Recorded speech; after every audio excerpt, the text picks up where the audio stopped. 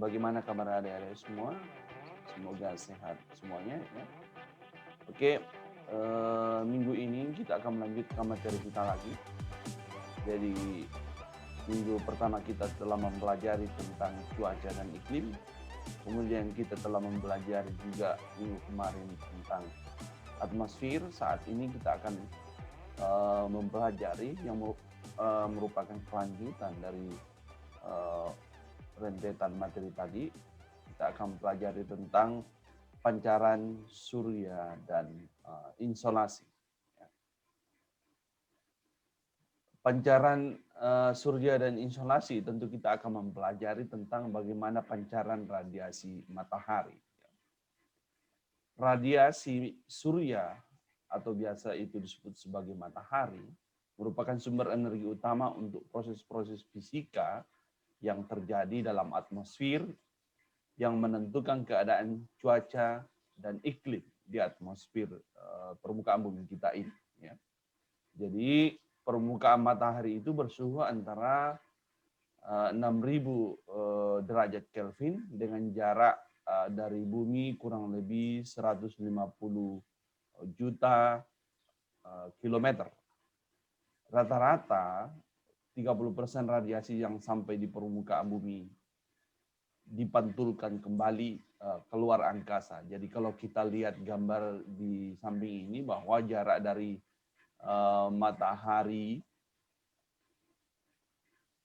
itu bisa kita lihat bahwa itu kurang lebih berjarak 150 juta kilometer ya.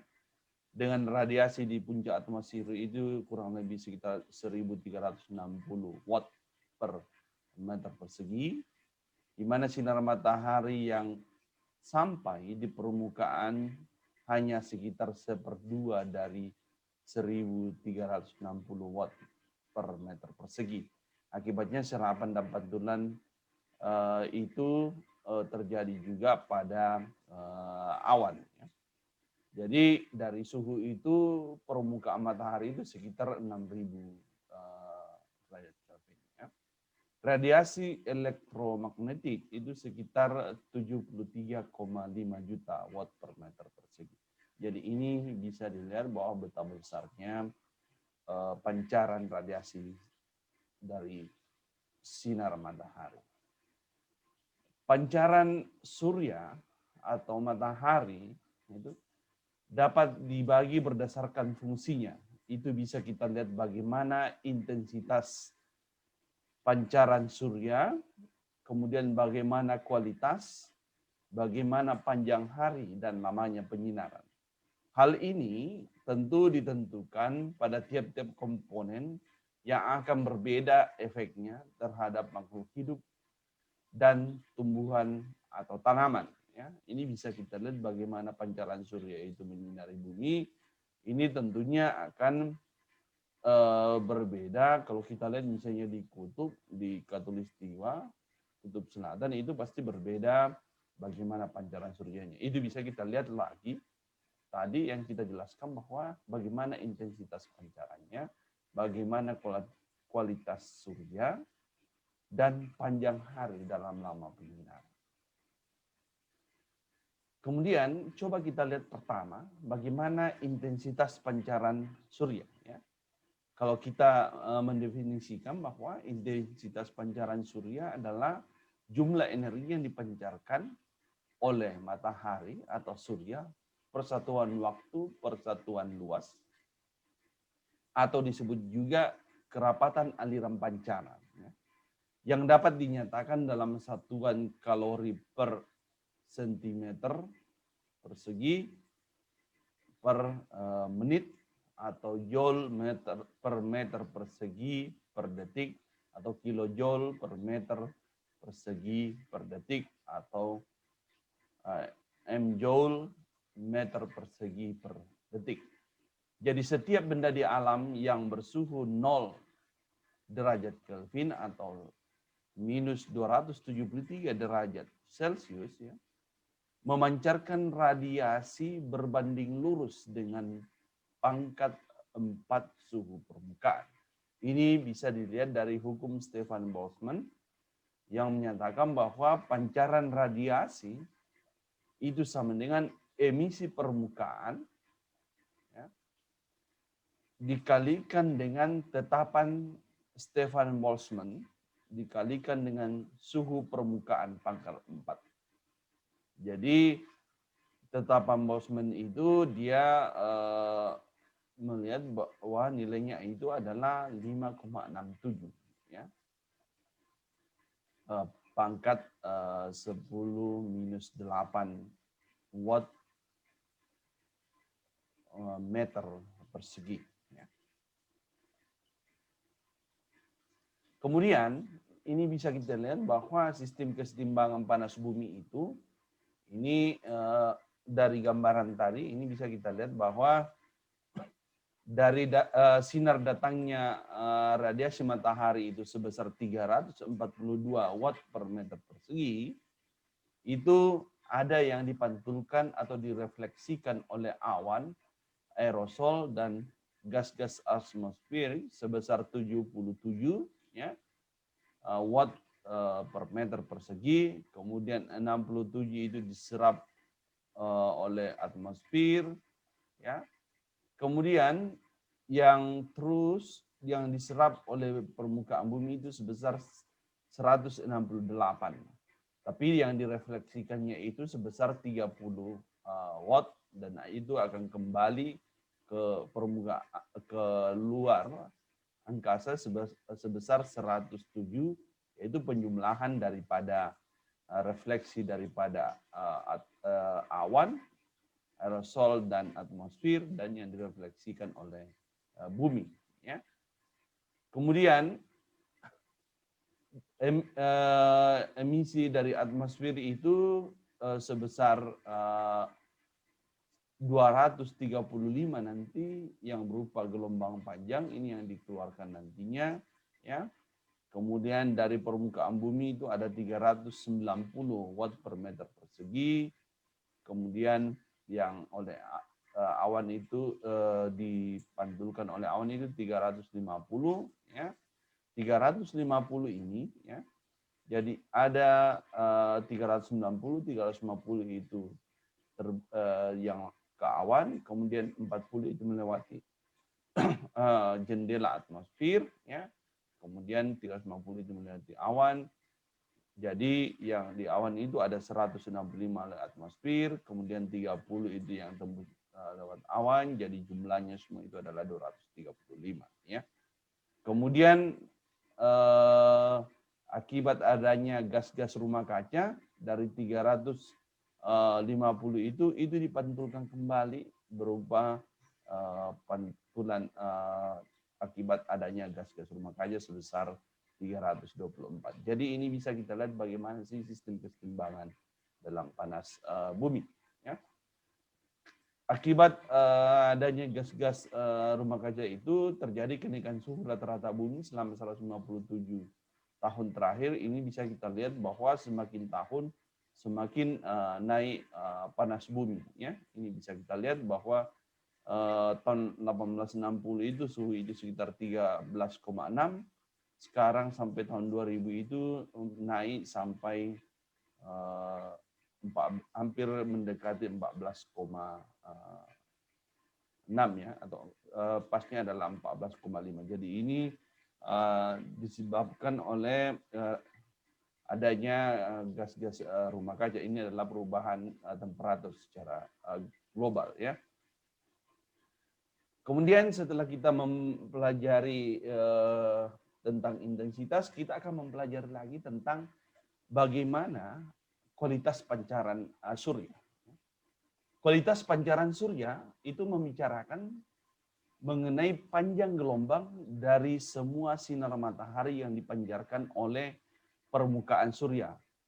Jadi panjang gelombang adalah 0,2 sampai 100 mikrometer. Ya. Dengan berdasarkan hukum Planck, ya, maka energi yang dipancarkan setiap panjang gelombang sinar adalah berbeda.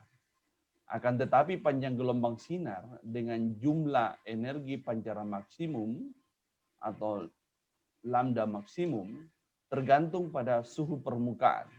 yang memancarkan sinar seperti yang dinyatakan oleh Wen atau hukum Wen, ya, bahwa lambda maksimum sama dengan alfa dibagi dengan T, di mana alfa itu adalah tetapan daripada Wen sebesar 2897 mikrometer derajat Kelvin, ya. Dengan persamaan tersebut maka surya dengan suhu permukaan diperkirakan 6000 derajat Kelvin itu, maka lambdanya itu sebesar 0,48 mikrometer, ya. Jadi itu bisa kita lihat bagaimana tentang nilai daripada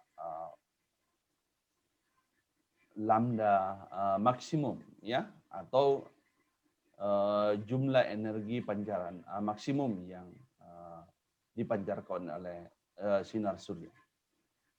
Kemudian di dalam sinar surya itu kita bisa melihat bagaimana radiasi gelombang panjang dan pendek. Jadi panjang gelombang, ya, semakin pendek bila suhu permukaannya memancarkan radiasi tersebut lebih tinggi, ya. Matahari dengan suhu 6000 derajat Kelvin mempunyai kisaran panjang gelombang 0,3 sampai 4 mikrometer, ya. Bumi suhunya 300 derajat Kelvin atau itu sama dengan 27 derajat Celcius akan memancarkan radiasi dengan panjang gelombang 4 sampai 120 mikrometer. Karena panjang gelombang radiasi matahari itu relatif pendek dibandingkan benda-benda alam lainnya, maka disebut radiasi gelombang pendek atau short wave radiation. Jadi radiasi bumi berbeda atau benda-benda yang ada di bumi disebut radiasi gelombang panjang atau long wave radiation. Ini bisa kita lihat bagaimana tentang gelombang panjang dan pendek. Jadi ini bisa kita lihat jenis radiasi panjang gelombang, misalnya ada radio, ya, ada mikro gelombang, ada infrared, tanpa, ultraviolet, sinar X sampai dengan gamma. Kalau misalnya bagi skala perkiraan panjang gelombang, misalnya ini bisa kita lihat pada bangunan, ya. Kemudian manusia itu bisa dan kupu-kupu itu bisa melihat mikro pancarannya berupa mikrogelombang, yaitu 10 pangkat minus 2, kalau infrared itu 10 pangkat minus 5, ya, panjang gelombangnya. Kalau tanpa itu 0,5 kali 10 pangkat minus 6, kalau ultraviolet panjang gelombangnya itu 10 pangkat minus 8, kalau sinar X itu panjang gelombangnya 10 pangkat minus 10, kalau sinar gamma panjang gelombangnya 10 pangkat minus 12. Jadi skala perkiraan panjang gelombang ini bisa dilihat bahwa kalau bangunan berada pada radio, kemudian manusia kupu-kupu itu berada pada mikrogelombang yang jenis radiasinya, kemudian infrared itu ujung jarum, kemudian yang tampak itu ada bisa protozoa, ya, skala perkiraan panjang gelombang. Kemudian ini juga bisa kita lihat bagaimana frekuensinya, ya. Jadi kalau bangunan ini bisa kita lihat kalau radio itu 10 pangkat 4, ya, mikrometer. Kemudian kalau antara manusia dan kupu-kupu itu 10 pangkat 8 sampai 10 pangkat 12 untuk mikrogelombangnya, ya. Dan ini bisa kita lihat sampai inti atom atau sinar gamma itu dia panjang gelombang 10 pangkat minus 12 dan frekuensinya itu 10 pangkat 20. Kalau kita hubungkan dengan temperatur objek ketika radiasi itu memiliki intensitas pancaran gelombang yang panjang, ini bisa kita lihat bahwa mulai dari yang rendah sampai dengan tinggi, ya. Jadi sinar gamma itu ini kita lihat lebih tinggi, ya. Jadi kalau dia semakin pendek gelombangnya, dia akan lebih tinggi temperatur ketika radiasi itu memiliki intensitas. Kemudian yang berikutnya adalah panjang hari dan lamanya penyinaran. Jadi ini juga yang mempengaruhi daripada pancaran sinar matahari atau pancaran surya. Panjang hari dan lama penyinaran itu periode sampai mulai terbit sampai dengan terbenamnya matahari atau surya. Sedangkan lama penyinaran adalah lamanya surya bersinar cerah atau 0,2 sampai 0,4 kalori sentimeter persegi per menit ya, dikali dengan selama siang hari ya. Jadi panjang hari berbeda menurut lintang dan waktu. Semakin jauh dari ekuator maka panjang hari akan semakin pendek ya. Tergantung pada waktu atau musim atau di mana posisi surya pada saat itu. Jika surya berada di belahan bumi utara ya, berarti periode musim panas yang terjadi pada saat itu. Maka panjang hari akan semakin panjang dan sebaliknya belahan bumi selatan itu panjangnya akan semakin pendek. Jadi ini bisa kita lihat kalau posisi pada Juni, incoming solar energy grid is on North Hemisphere pada bagian utara daripada permukaan bumi. Jadi pada saat ini matahari menyinari bagian utara yang lebih lama, makanya panjang harinya ini akan lebih lama di bagian utara itu pada bulan Juni ya. Mulai bulan Juni, maka daerah selatan itu akan panjangnya akan lebih pendek. Ya. Kemudian panjang hari pada hari spring menjadi faktor pembatas pertumbuhan di daerah subtropis. Ya. Jadi pada saat spring di daerah subtropis, ya, di daerah di bawah ini 23/2 lintang utara atau lintang selatan, ya, yang ini ke atas, inilah yang akan berpengaruh. Misalnya dia berada di selatan mataharinya, berarti daerah ini akan kurang menerima pancaran sinar matahari. Sehingga itu akan menjadi faktor pembatas bagi pertumbuhan tanaman, karena tanaman membutuhkan energi untuk memasak makanannya di daun melalui proses fotosintesis. Panjang hari di daerah tropik tidak terlalu menimbulkan masalah sebenarnya. Yang jadi masalah itu adalah bagaimana kalau dia misalnya malamnya itu terbatas. Ya.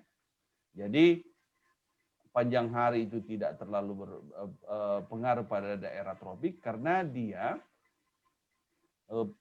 siang dan malamnya itu hampir sama ya, dan relatif konstan karena kalau kita hitung-hitung pada daerah tropik yang berada pada posisi 23/2 lintang selatan sampai 23/2 lintang utara itu, dia itu tidak terpengaruh lamanya penyinaran karena sangat kelihatan pembatas antara malam hari dan siang hari. Berbeda kalau dia di daerah tropis, di daerah subtropis, kadangkala panjangnya itu lebih lama pada siang hari dibanding dengan malam hari pada saat matahari berada pada posisi utara. Demikian halnya kalau misalnya matahari berada pada posisi selatan. Sehingga di daerah subtropis itu panjang hari itu sangat mempengaruhi atau menjadi pembatas dalam faktor pertumbuhan. Kemudian kita akan masuk ke insolasi.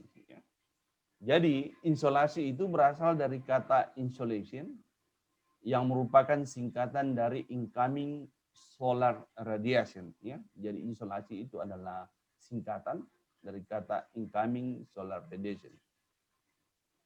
Insolation adalah atau isolasi adalah radiasi matahari yang diterima permukaan bumi per satuan luas dan waktu. Jadi berapa luas dan dalam satu satuan waktu misalnya detik yang diterima oleh permukaan bumi itu adalah insolasi. Jadi berapa radiasi yang diterima oleh permukaan bumi misalnya per meter persegi dalam 1 detik misalnya. Jadi itu adalah insolasi. Berapa insolasi yang diterima.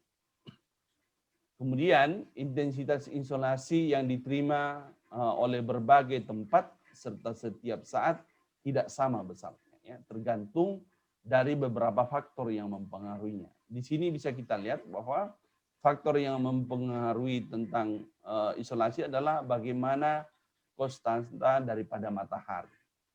Kemudian yang berikutnya adalah bagaimana sudut datangnya matahari. Kalau kita lihat ini, sudut datangnya matahari pada daerah utara berbeda dengan sudut datangnya matahari pada daerah tropis atau daerah khatulistiwa, ya. Kemudian yang berikutnya adalah yang menentukan juga adalah panjang siang hari. Kalau kita lihat pada gambar ini, ya, berarti posisi matahari itu berada pada daerah utara. Jadi panjang siang hari pada daerah kutub utara itu lebih panjang dibanding dengan daerah selatan. Jadi ini juga akan berpengaruh terhadap insolasi. Karena kita tahu bahwa insolasi itu adalah radiasi matahari yang diterima oleh permukaan bumi, persatuan luas dalam persatuan waktu. Dan ini kita lihat bahwa waktu panjang siang pada daerah itu utara itu lebih panjang dibanding dengan daerah selatan. Saya kira itu jelas, ya. Kemudian kita coba melihat faktor yang pertama itu adalah konstante daripada matahari, ya. Jadi intensitas radiasi matahari pada suatu saat dan tempat tertentu sebelum mengalami pemantulan di permukaan bumi, atau biasa pemantulan itu disebut sebagai albedo, disebut radiasi global atau global radiation yang terdiri dari radiasi langsung atau direct radiation dan radiasi tidak langsung atau indirect radiation. Jadi kedua macam pancaran tersebut, ya, berkorelasi negatif tentunya. Ya.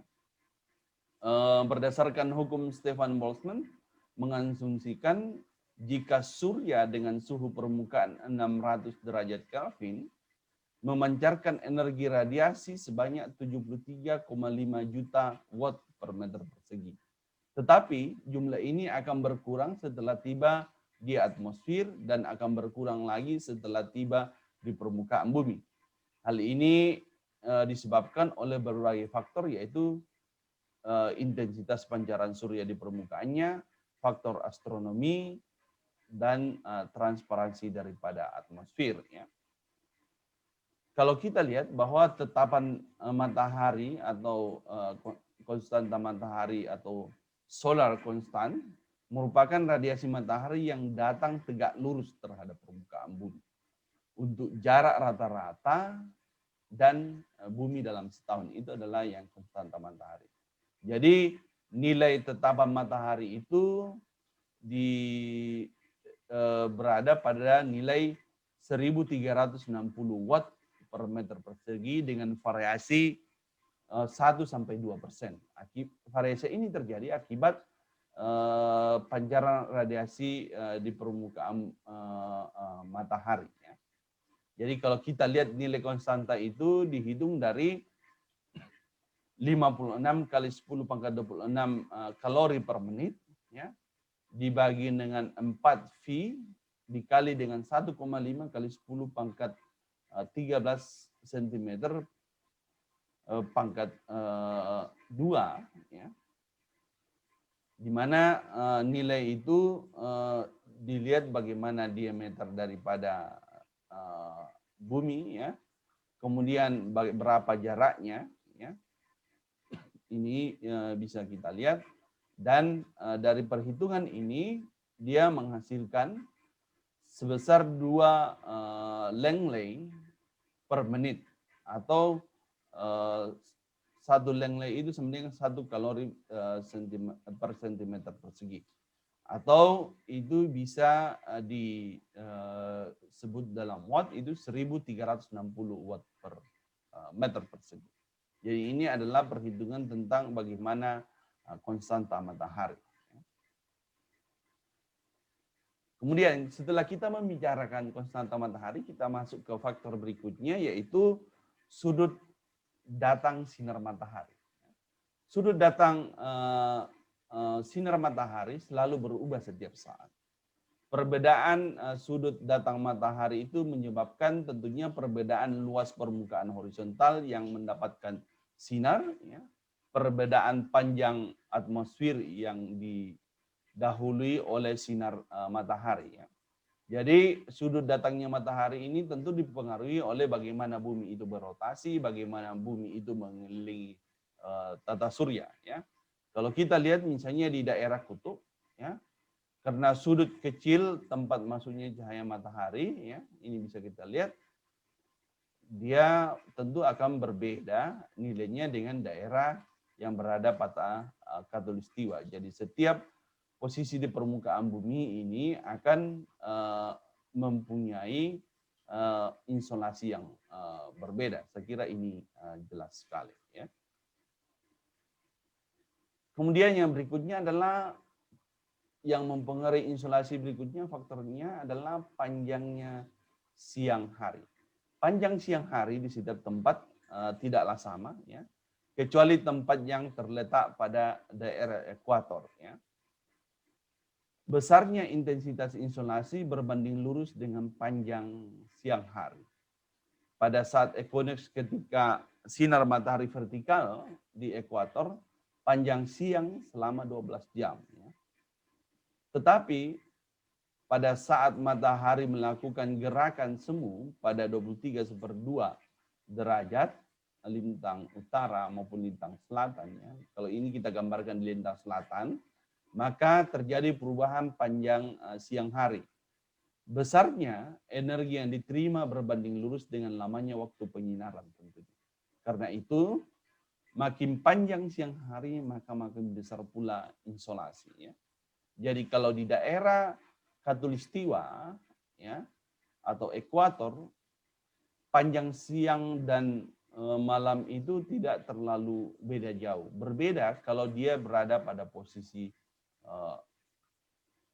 daerah yang tropik Cancer, ya, dan daerah Arktik atau daerah kutub, ya, daerah subtropik atau daerah kutub. Dan ini juga panjang siang hari itu tergantung bagaimana bumi pada saat melakukan evolusi. Ya. Mungkin kalau ini kita lihat pada bulan-bulan Juni, ya, itu adalah puncak summer atau pada daerah kutub utara. Ya. Kalau misalnya di Desember, ya, di daerah selatan itu dia lebih panjang siang harinya, ya, sehingga ini akan berbalikan dengan daerah utara, ya. Jadi kalau dia di daerah utara itu musim summer, di daerah selatan itu berarti dia berada pada posisi musim dingin, ya. Berarti lama panjang siangnya itu akan lebih rendah. Ya. Makanya bersyukurlah kita yang berada pada daerah ekuator, ya, yang panjang siang dan malamnya itu hampir sama, sehingga tidak menjadi pembatas dalam pertumbuhan tanaman dan tidak juga menjadi pembatas dalam kita melakukan aktivitas. Ya. Oke, saya kira itu materi kita tentang pancaran surya dan insolasi, ya. Jadi tugas untuk minggu ini adalah membuat makalah, ya, khusus untuk perempuan. Dia membuat makalah bagaimana hubungan antara cuaca iklim dengan atmosfer, ya, itu untuk yang perempuan. Kemudian yang untuk laki-laki membuat makalah bagaimana hubungan cuaca dan iklim dengan pancaran surya dan insolasi. Ya.